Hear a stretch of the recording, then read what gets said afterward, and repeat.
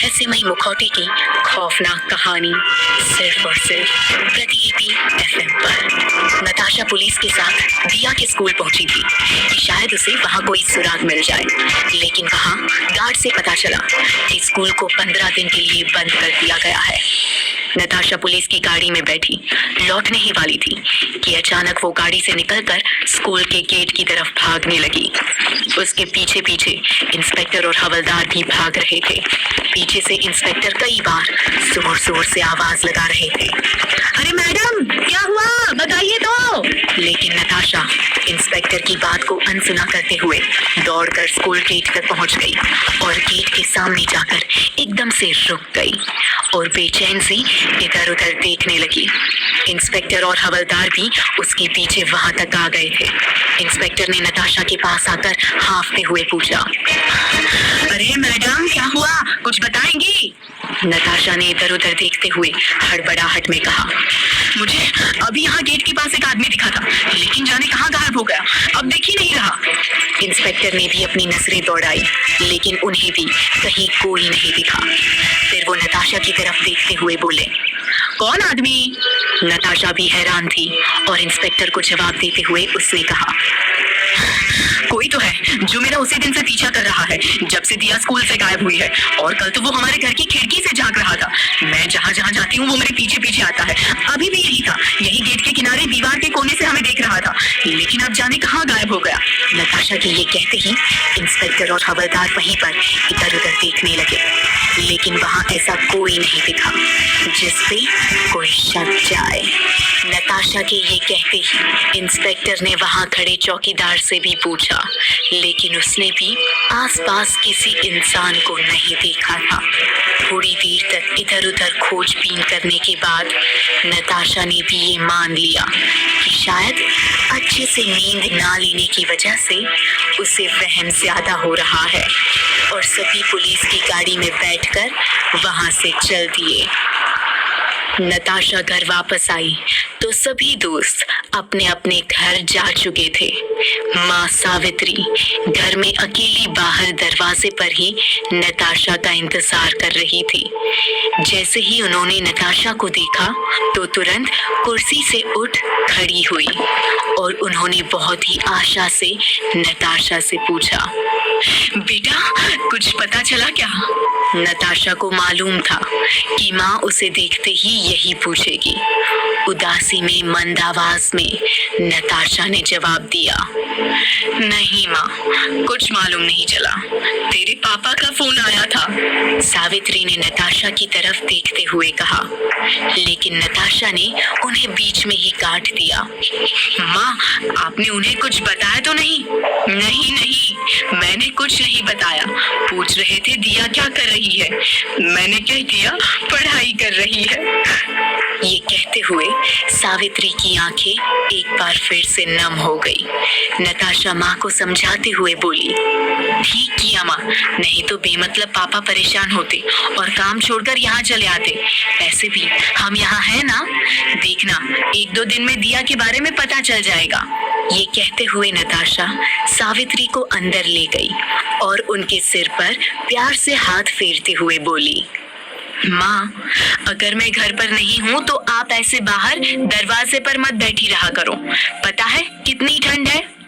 नताशा की बात को चुपचाप सुनने के बाद सावित्री ने उसकी तरफ उम्मीद भरी नजरों से देखते हुए कहा, तू जहाँ जाया कर, कल से मैं भी साथ चलूंगी। ये अकेला घर अब काटने को दौड़ता है।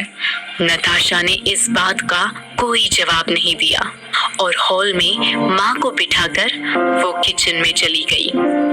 जब वो खाना बना रही थी तो लगातार यही सोच रही थी कि अगर दिया का बैग डूमना से मिला तो आखिर दिया कहाँ गई और वो डूमना क्या करने गई थी।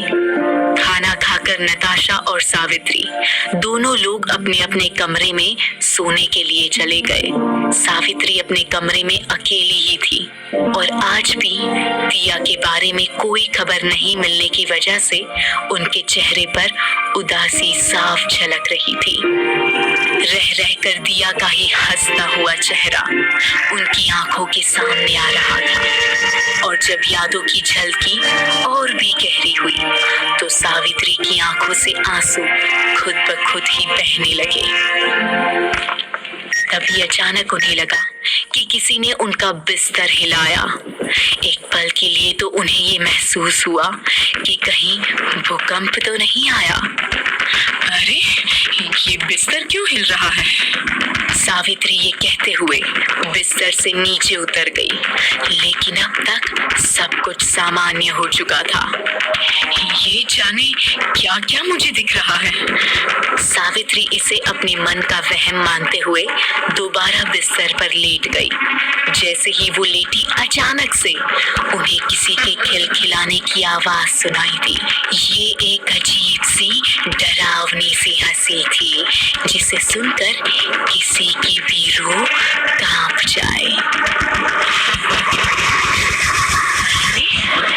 ये कौन इतना जोर से हंस रहा है इतनी रात में?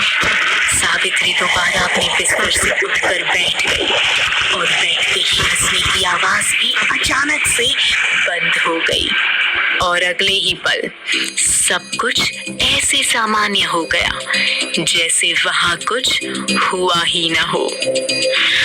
ये सब क्या हो रहा है मेरे साथ? लगता है कल से अच्छे से सोई नहीं हूँ, इसलिए अजीब अजीब सी आवाजें सुनाई दे रही हैं। सावित्री ने झटके से बिस्तर पर एक बार फिर से लेटते हुए खुद से कहा। अब कमरे में पूरी तरह सन्नाटा छा चुका था और कमरे के बाहर ठंड अपने चरम पर थी।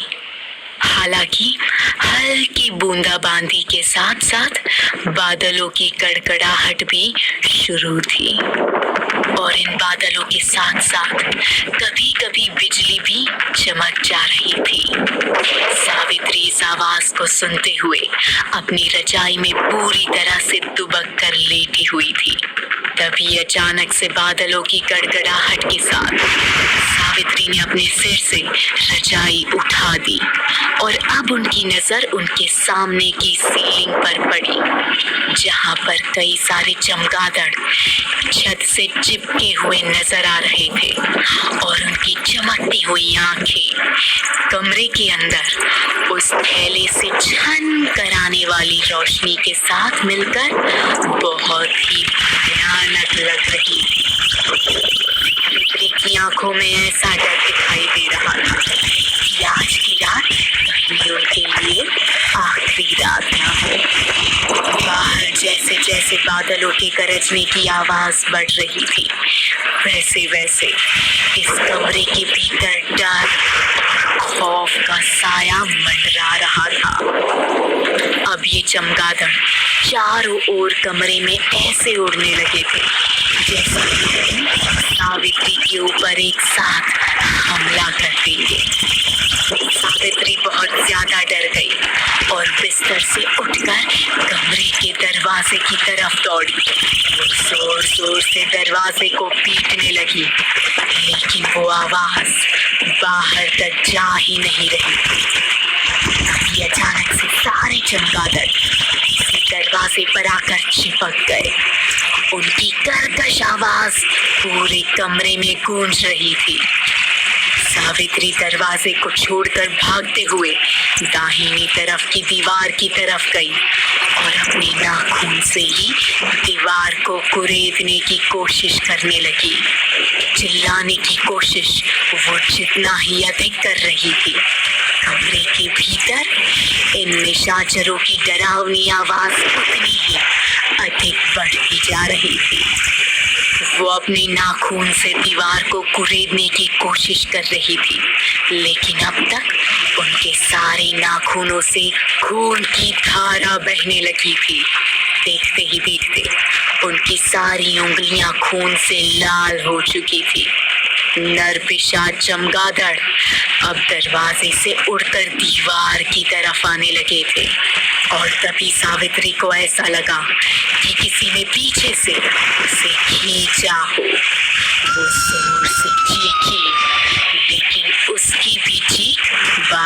की गड़गड़ाहट में दब के रह गई।